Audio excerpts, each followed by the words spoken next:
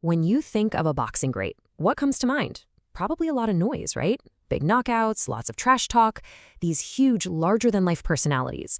But what if the most dominant fighter of his entire generation was also the quietest guy in the room? Today, we're going to deconstruct the undefeated and, honestly, often misunderstood legacy of Andre Ward. And that quote right there, that pretty much sums up his entire career. In the loud, brash world of professional boxing, Andre Ward was just a completely different kind of animal.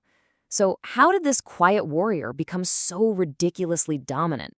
Well, it all goes back to the tough gyms of Oakland, California. Let's really dig into the man behind that perfect, flawless record.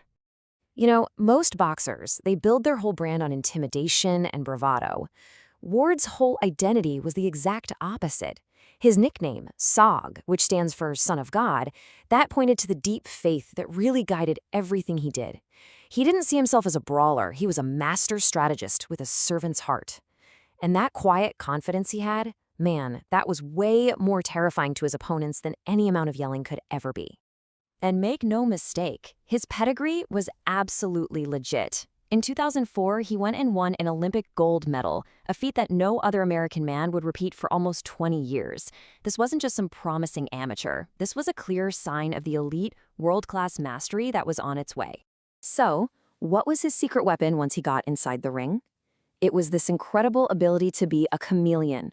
Ward could literally transform his style on the fly to become the perfect poison for whoever was standing across from him.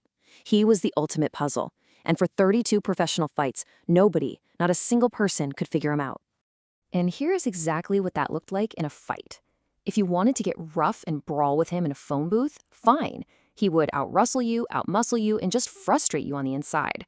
But if you wanted to have a technical boxing match at a distance, he'd pick you apart with one of the best, most surgical jabs in the entire sport. It didn't matter what your game plan was, because he was going to be the one dictating the fight. All right, so you've got this incredible, adaptable style, but how does it hold up against the absolute best in the world, all at once? Well, a brand new tournament was created to find the one true king of the super middleweight division, and Ward was about to be put to the ultimate test. So he walks into the Super 6 World Boxing Classic, which was basically a Shark Tank filled with the best super middleweights on the planet, and one by one, he just systematically took them all apart.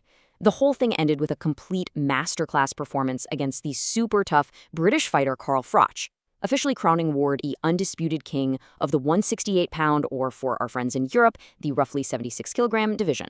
But, you know, to really cement your legacy, there's always that one final test, right? That one monster you have to face.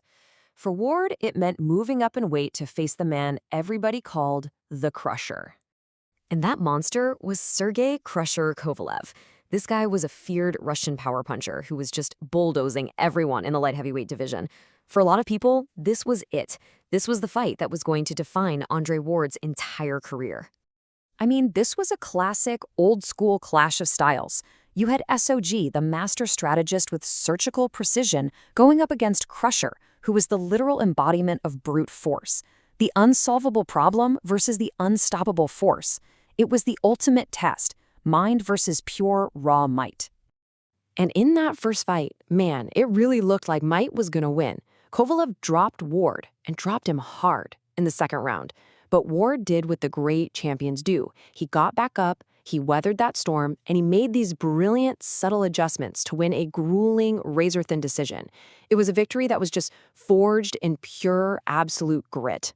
But the rematch? Totally different story. Ward left absolutely no doubt this time. He put on a complete masterclass, strategically breaking Kovalev down with these punishing, soul-stealing body shots. He didn't just outbox the Crusher, he dismantled him, piece by piece, forcing the stoppage. It was definitive, it was brutal, and it was brilliant.